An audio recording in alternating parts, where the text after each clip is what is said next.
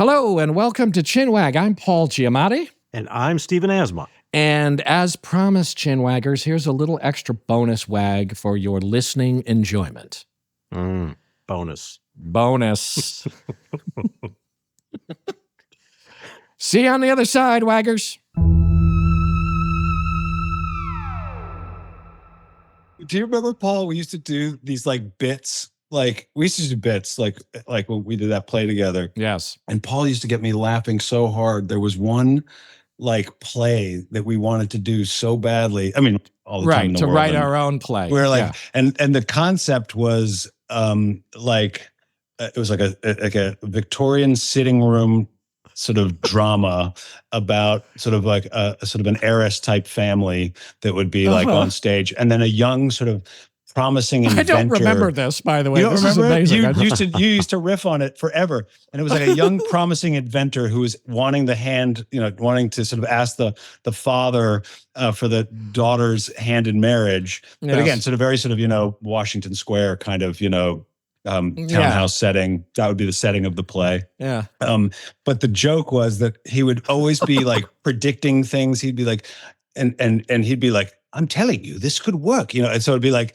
one day, man will be able to speak into a tube. So he's like predicting the telephone, or I tell you, one day you'll be able to take a great big dirigible. Yes. And I remember what I would say all the time. To the moon. Yes. Yes. And I remember the catchphrase was, you may depend upon it, sir, that someday you may depend upon it. Yeah. Yes. And the father didn't want him to marry the... Yes. The father would go, you're a loon, you're crazy, get out. And the guy would go, crazy. You may depend upon it, sir. There's no way you're going to marry my daughter. Exactly. Someday people will have little devices in their hands to take pictures and make telephone calls. Yeah, it was all like just ridiculous. We used to spend a fuck ton of time screwing around doing that. It just made me laugh so hard, that concept of predicting future things like the telephone, but it's a tube that goes around the world that you shout into.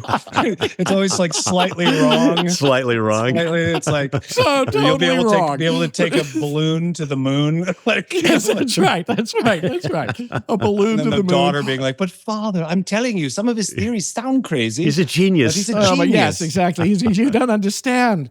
Roderick is a genius. Yeah, it was all that kind of shit. Roderick is a genius, Papa. We used to fucking, Justin and I would fuck around a lot back. I mean, we fucked around. It was just epic how much we fucked around. And it was How did you first meet? We met on this thing. Oh, this is a show. Okay. It was a play. It was a Chekhov play. It was a Chekhov play. Wow. My God. Yes. Super depressing. Talk about time. That was the whole thing. Was it, who was the actor that played? You were Andre. Beautiful portrayal. Yes, by the way. Heartbreaking. I used to go every night. I was off stage and go watch Paul. He had this monologue that was incredible. Which was just anyway. Sorry, not to. God bless you. Somebody needs to, Justin. But yeah, there was a Chekhov. It's the comedies of Chekhov. Did somebody ever think about time in that? Did somebody talk about the time? Yeah, remember there was one character in the play who's always checking his watch. Like we have to, he's always tapping his watch. We gotta go here. We gotta go there. The school teacher. There's the school teacher in it. Yeah, and he was married to Natasha. One thing I'm learning is that Justin has a much better memory than Paul has. That's pretty clear from this conversation. What's interesting is, Justin, we're probably 4 years apart, right? Yeah. We're 4 years. I think we're about 4 years apart. Probably. You look the same. I look like I'm 87. That's not true, Look Paul. at the two of us. Well, I mean, come on. Look at this. You look exactly It's all the that same. meditation. It might be. I don't know about that. I have a bag of nerves up in here. Like, I'm just pickling myself on anxiety. I remember that being a kind of watershed for me, doing that play, because we fucked around so much in a really wonderful way. And that it was, for me, it was really fun. It was really fun. And it was, I don't know if it was the greatest production in the world or whatever, but we had a really good time. And it got me over the hump of being too serious about theater and stuff like that. Oh, really? Yes. Cool. Yes, it did. That's interesting. Yeah, I think there's a period of, I remember, that was such a really interesting moment in your career. Not to do a retrospective on your life and career, but it was, you had just done Private Parts. And it came out while it came out while we were doing the play, and your life kind of changed overnight. And I remember not in the best way, because I remember you getting really upset, like not upset, but you were like kind of just, we were doing the most depressing play on earth. So that was sort of fucking with all of us.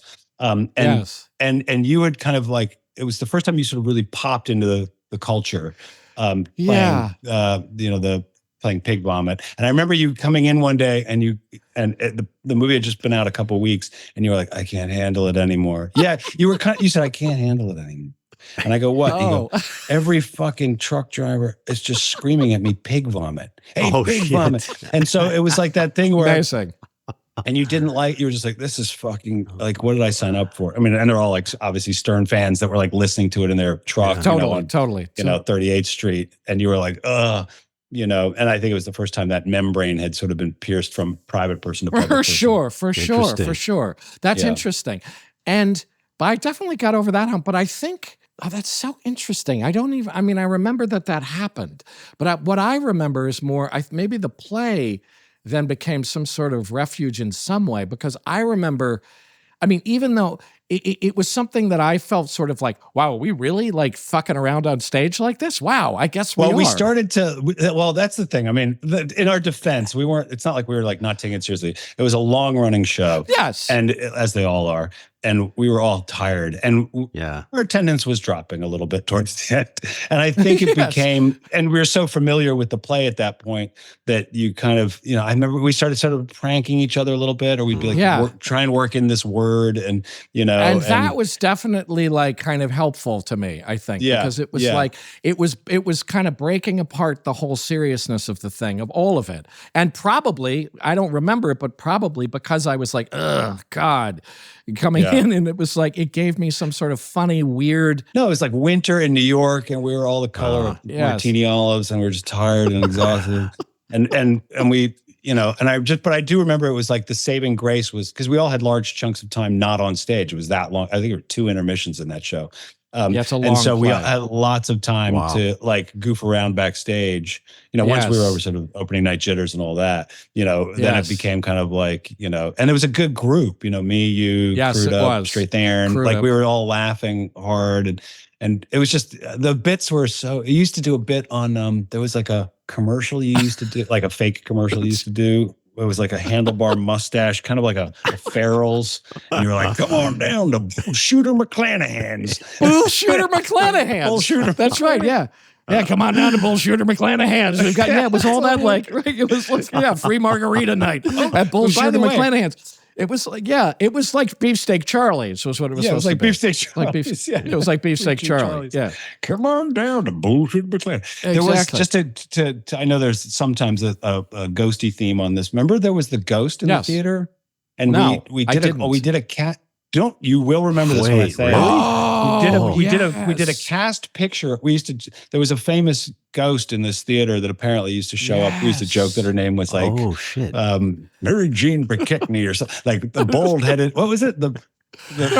You started this whole thing. You started the whole thing that she had an enormous bloody head. Enormous bloody head, that's right. And I'd say like, I saw the ghost. Yes. I saw her in the catwalk. She has an enormous bloody head. And we used to do this joke. And then somewhere around the end, we did a big cast photo, like one of those classic black and white, the entire cast, director, assistant director, blah, blah. And I'll bet you have it somewhere. You seem like you're the guy who would hold on to that. In your files or whatever. But in the photo, there was like these panes of glass, and there was a ghost-like figure in the glass. Right. Do you remember? Seriously? That's right. Yeah.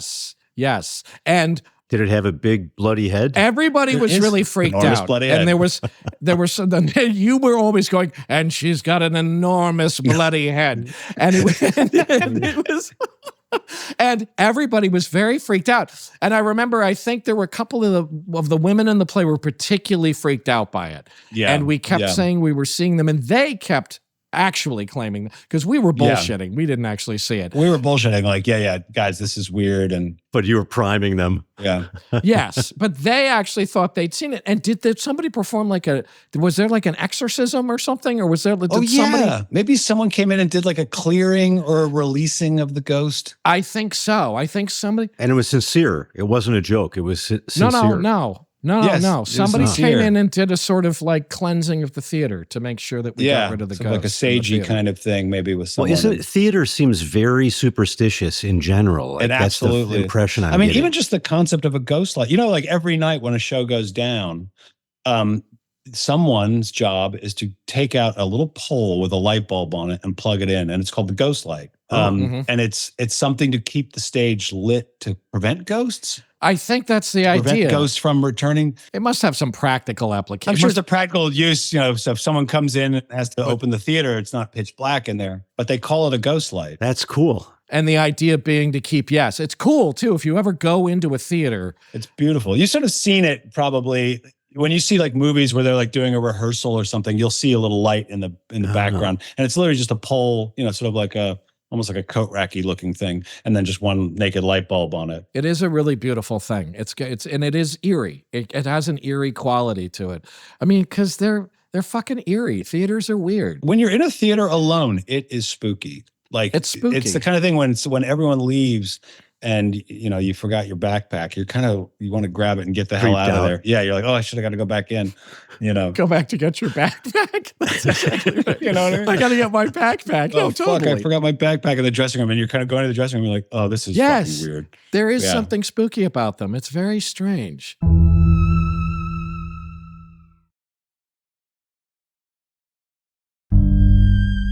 This is interesting. I don't feel like anybody's, but you can correct me if I'm wrong here, either one of you guys. I don't feel like anybody's ever captured the feeling of what it's like to be backstage and walk on stage. And the kind of like, it's such a strange phenomenon that you have to experience. I mean, you perform, Steve, as a musician, and you walk out there. I do it as a play. musician. Yeah, but the whole strangeness of like, it's such a weird thing, the backstage onstage thing, right? The concept, yeah, it's an uncanny moment. That thing of walking from backstage onstage is one of the coolest sensations that you'll ever have. You're literally moving into like two different elements. You're moving from one element to another, and you're going out into this fake environment, and it's so fantastic. And the energy is completely different. And the fact that you can stand on stage. Yeah, you're going into this bizarre, three-walled aquarium. Not four-wall, because there's one whole section of the room that it's the large section of the room that you're just pretending is not there. It's so weird. It's so weird. And you can stand on there and look off and see the other people are outside the aquarium who are off stage, who are standing around backstage looking at you. It's so fucking bizarre. And you have these, and I always loved the moment. It's one of the principal things I miss about theater. It's so funny that I missed this, but there was always a moment getting off stage where I would be like on stage, where I'm on stage and I go, what the living fuck are we doing? What am I doing? Yeah. I'm sitting here. I had that. It's fantastic. The last play I did, I remember going like, what it's usually happens obviously around previews and opening night when you're most nervous, and they have done studies that, like an actor on opening night, their heart rate and their adrenaline is that of like literally an astronaut about to blast off. That's what people say. Yeah. A fighter pilot. Yes. Yeah. Like it's that level of stress for whatever reason. Obviously, it's not nearly as dangerous as strapping a rocket to your back. But I don't know, Justin. I don't know. You're right, Paul. You're right. The New York we Times. We should go further up our own asses and be more self-congratulatory, like war. The true heroes. I don't know, Justin. A bad review can hurt as much as a bullet. Exactly. But yeah, it is such a bizarre, weird thing, and also just that moment because it's a completely unextraordinary thing when usually it dawns on me right before going on stage, and you're sitting there, you're in bizarre clothes, and you're going, I'm about to walk from this little puny dark space into this brightly lit space, and then just start saying some shit, and you think this is the weirdest thing on the planet. The weirdest thing ever. And I'm terrified as well. Yeah. Or it can happen. I actually think for me, it happens well into it. I've been doing it a really long time, and I'm rolling along, and suddenly it'll happen, and I'll go, what the fuck am I doing? And the extraordinary thing is you keep fucking delivering the lines. You keep doing the thing. And your mind has divided. Your mind is like absolutely divided and you're watching yourself doing it, but you're absolutely doing it. And nobody watching you knows the difference, but you're like, oh my God, this can't possibly be. I'm completely like fucking this up. That's obviously when it's, and again, this is so up our ass actor bullshit, but like it is when it is the best, when you're kind of, when you have that sort of moment where it's sort of not automatic, but where it's just something is when it's like I imagine it's similar to surfing a great wave, or you know, where you're so in your body, or improvising in music. Improvising in music, and just you're in a groove, you know, because frequently obviously it's not like that, you know. It's the Zen thing, like you're in the moment, like although what you're describing, Paul, is like it's the opposite. You're actually looking at yourself. Yeah, I'm saying the opposite. Because that extraordinary flow thing is amazing. When you don't remember it, you walk off stage, you're like, I don't even remember doing what I just did. You know what I mean? That's the opposite. Well, thing. Your body memory is helping you get through the lines, right? I mean, you're just kind of on autopilot. You're observing yourself in this meta way or something. Yeah. The other thing that's great that I do love, and I actually love it in movies when it happens too, is when something goes wrong. And then that breaks the illusion in a different way for you on stage. But it doesn't necessarily affect the people watching it. That you'll be like, whoops, something has gone wrong. Well, my mustache is falling off or something. Somebody completely forgot 3 pages of...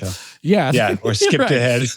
3 pages of dialogue just got skipped, or somebody didn't come on stage, or something happens. That's fantastic, because that does the opposite thing. It almost breaks you out of it, and then you almost start feeling it anew. You start feeling it for the first time. You're like, oh, wow, now I'm doing it for the first time because everything's going wrong. And I'm trying to recover it, which is really cool. It's a wild thing. Yeah, and obviously adrenaline shoots through your body in this crazy way, you know, when something...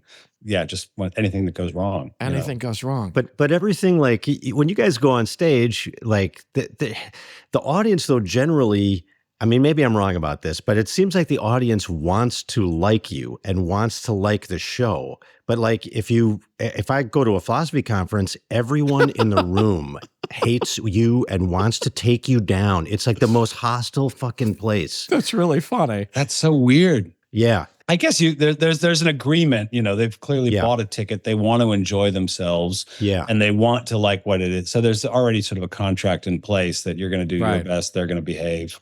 And you're walking into a room in which every person has their own mandate. Everybody's got their own. What's the room you're talking about that you're walking into? Like this is basically, I'm a philosophy professor. So if you do any sort of philosophy conference, or like you're talking to other philosophers, it's total fucking blood sport.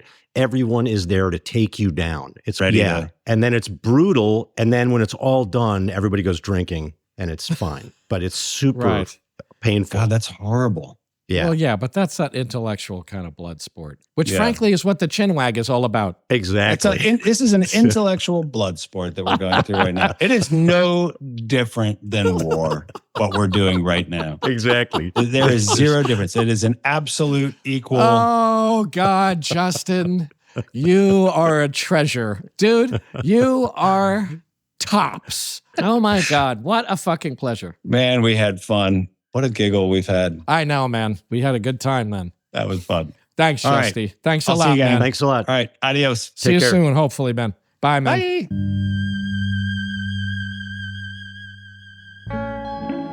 Chinwag is a production of Treefort Media and Touchy Feely Films. Hosted and executive produced by Paul Giamatti and Stephen Asma. Executive producers for Treefort are Kelly Garner and Lisa Ammerman. Dan Carey is executive producer for Touchy Feely. Our series producer is Rachel Whitley Bernstein. Original theme music by Luke Top, with additional music by Via Mardot. Oscar Guido is our executive in charge of production. Tom Monahan is head of audio for Treefort. Audio production supervision by Matt Dyson. Editing and mixing by Jeff Neal. Animation created by Alex Sokol. Research assistance by Aidan Brooks. Lastly, for more information, go to chinwagpod.fm and find us on Instagram or TikTok at Chinwag Pod, or on Twitter at Chinwag_pod.